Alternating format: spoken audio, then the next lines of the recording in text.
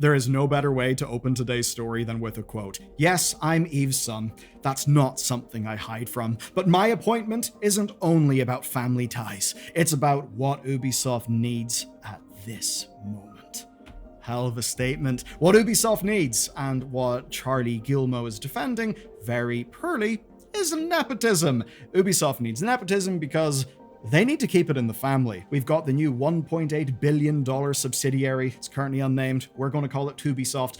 It's finally starting to be fleshed out. And as it is fleshed out, we see that Ubisoft has made sure there are Guillemot family members in control. Because look, having spent all that time and money making sure that Tencent backed the family's position, they are not going to risk someone else running the show as they now start changing how the whole company works. And they start trying to spin a big public narrative about how, no, this time it's different, we're different, the change is going to be real.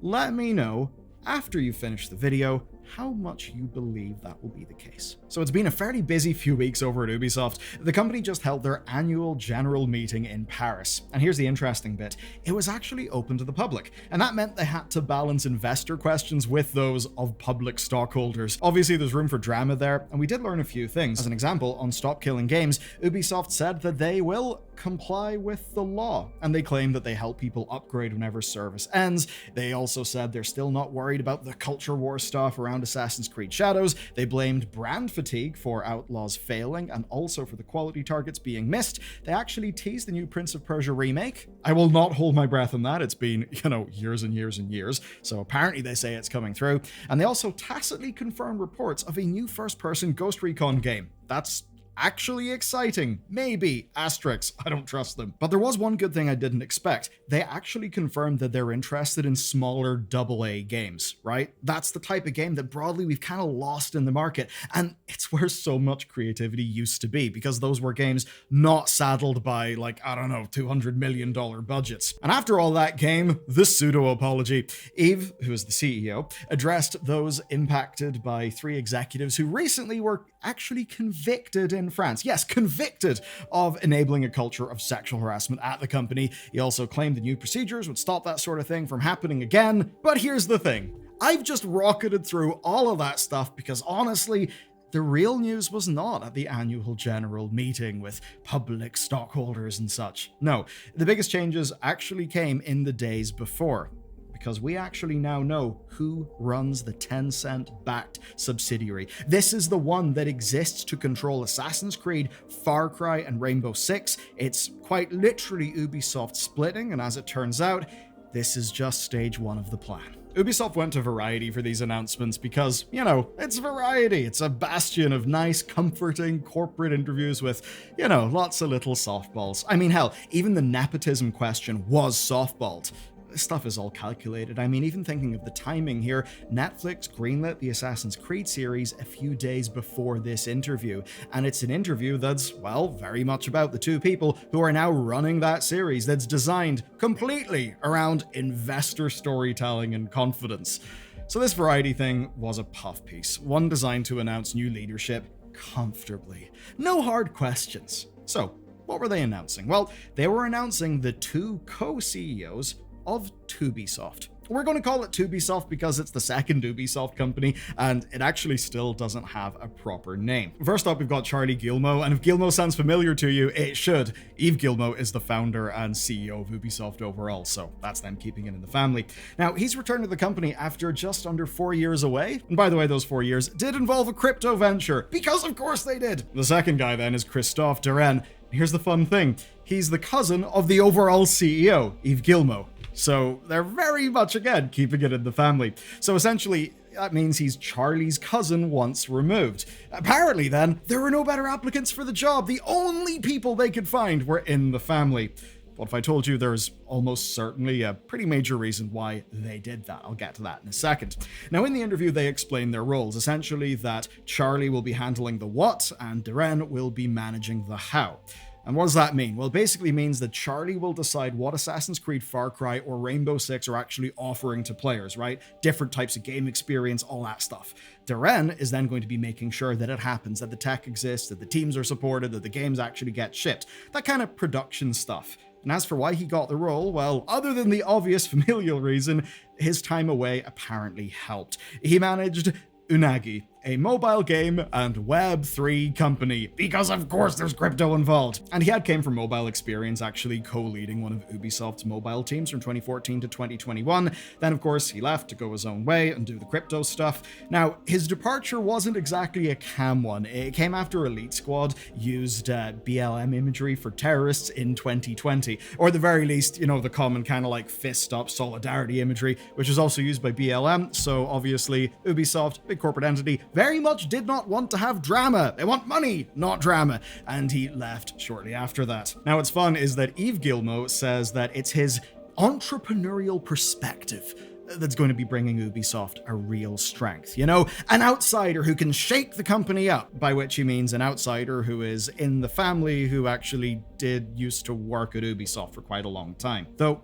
being real with you, I would put money on it actually being about trust. And this is where you need to know the context of this story. You see, years and years and years ago, Vivendi actually did a hostile takeover of Gameloft. That was a big loss for the Guillemot family.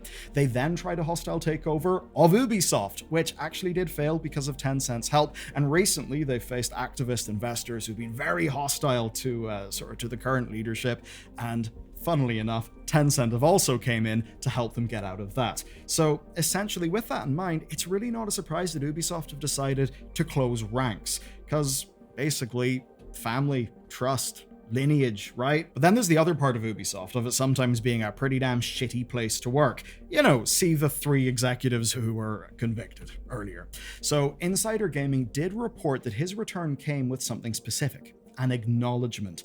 Apparently, he actually took responsibility for the 2020 controversy. So essentially, they're getting him and they're pairing him with Christophe, who would be seen to be a pair of safe hands. And likely the safest hands they could find. I mean, he's been at Ubisoft since 1990. He ran Ubisoft Montreal since 2020. That means that he shipped Assassin's Creed Shadows. And while that was happening, he took control of all of North America since October 2023. Well, Ubisoft North America, not actual North America. So basically, if you're finding yourself needing to convince Tencent that there's a firm hand in the tiller, someone who's used to operating semi-autonomously from like big Ubisoft in Paris, he's essentially your man. But here's the thing, these figureheads are only part of the story, because in reality, Ubisoft have been planning a complete overhaul for months. Let me know if you think this is going to work. So, before announcing to Ubisoft, the company created something else. They created the Transformation Committee. This is a group of people who basically were tasked with fixing Ubisoft. That could mean a sale. It could mean more layoffs. Essentially, any number of options were possible, and they ended up choosing the deal with Tencent.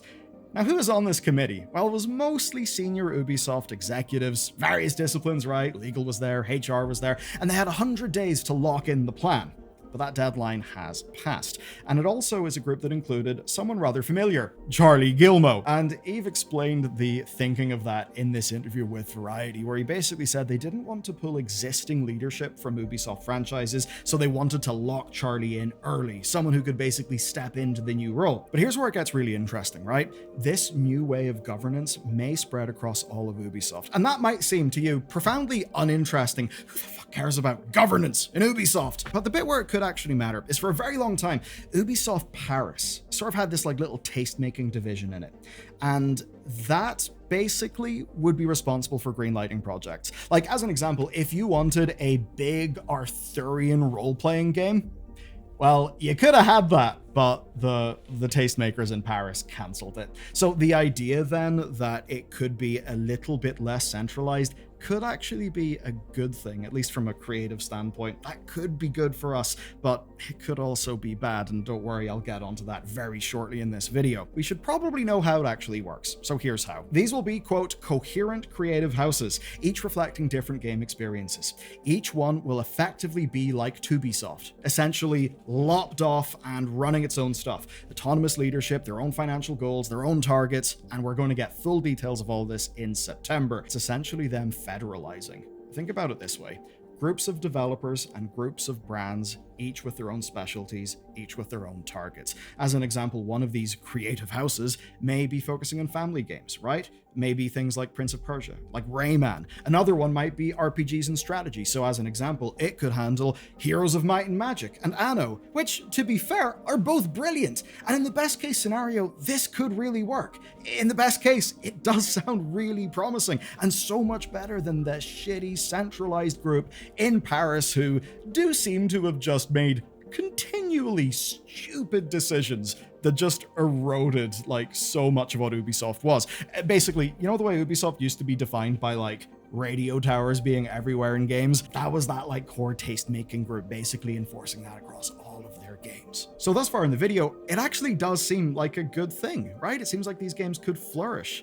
If you're a fan of Anno, as an example, this could be amazing news. But here's the thing. I do not want to be a merchant of false hope, and there absolutely are risks, because this could really go south as well. Alright, so Ubisoft is still majority owned by the overall Ubisoft entity, and Tencent has got 25% of Ubisoft. And the reason why is that Tencent wants the economic returns, but the control will stay with Ubisoft. Although obviously Tencent has already got an existing relationship with Ubisoft, because funnily enough, the reason why the Guillemots are still running Ubisoft is that Tencent came to save them a few years ago. Now this current deal is amazing because there's protections against hostile takeovers and stuff that's obviously bad for the Guillemots, but that's just for Ubisoft. And remember, Ubisoft is the thing that's got Far Cry, that's got Assassin's Creed, that's actually got the big money brands. What about the other creative houses? Because as much as Anno's cool and the idea of a modern Heroes of Might and Magic that isn't shit is kinda cool, are we really going to see huge amounts of money go into that?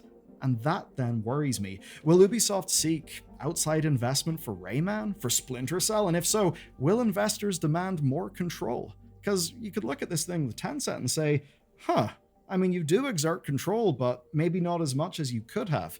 But then again, it's for the likes of Assassin's Creed, which is actually proven to bring in loads of money. For more niche games, for smaller games, I really doubt they'll be getting any deals as good as the one that they've got here. And even if protections exist against the likes of hostile investors, well, that's good for the Guillemots, but it's not a guarantee that it's going to be good for us. Not for the smaller games that people deeply love, like Anno. Now, let's assume that Ubisoft leadership isn't stupid. I know, quite an assumption, but let's assume it. They won't expect Anno to match Assassin's Creed revenue. But what does that mean for their riskier projects, for their non-live service games? Will they get subsidized by the bigger teams, by the bigger titles? Now, this is not just idle speculation, because we very recently saw that go very badly. Let's take a look at Electronic Arts. A while ago, they separated their sports division from entertainment. The whole point is they were supposed to stand in their own and, not be commingled in terms of risk. What's actually happened? Well, both are just struggling independently. Entertainment is no longer able to hide behind the EA Sports FC funding. Things like Ultimate Team that somehow just make all the money in the world. So they can't hide behind that. And without that safety net, the entertainment division has absolutely floundered. Is that going to be Ubisoft's future? Because if the only thing you give a shit about is money, then Anno and Heroes of Might and Magic, or the Settlers, are not relevant to you. Assassin's Creed is, right? And while the Guillemot family members do appear to be endless, leadership does actually matter here. I mean, these creative house leaders are going to be crucial, right? You could say that they're fulcrums.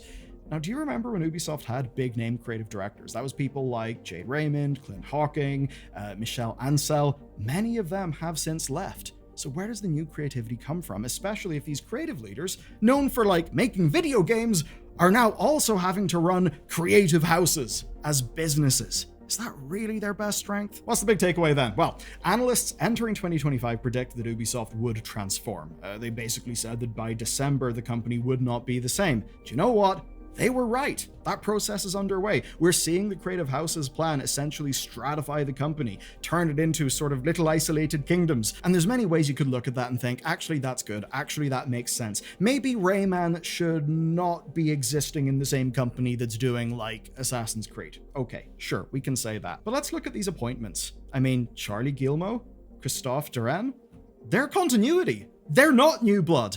They're core Ubisoft. One who's been there for a very, very, very long time, both of whom are like literally family. What we essentially see is an Ubisoft that wants to project to the world, hey, we're changing, we're taking bold action, it's going to be great, we're going to get those returns for our shareholders, which we all love and, do hold to be the most important thing in existence. So they're trying to say that. But when you look at these appointments, it's very much not a huge change. But I'll tell you what I actually think, what I really think, having covered this story pretty much with every development since last year. I think that, yeah, sure, they've got Tencent. Maybe Tencent fully backs the Guillemots, right? And they've maybe dealt with these hostile investors, whatever. There's one through line throughout all of this. It starts with how seemingly badly they took losing Gameloft, right? Losing Gameloft to Vivendi in the early 2000s. They took that badly, and since then, almost all of their moves have been about one thing: that the family remains in control. And today's story is absolutely proof of that.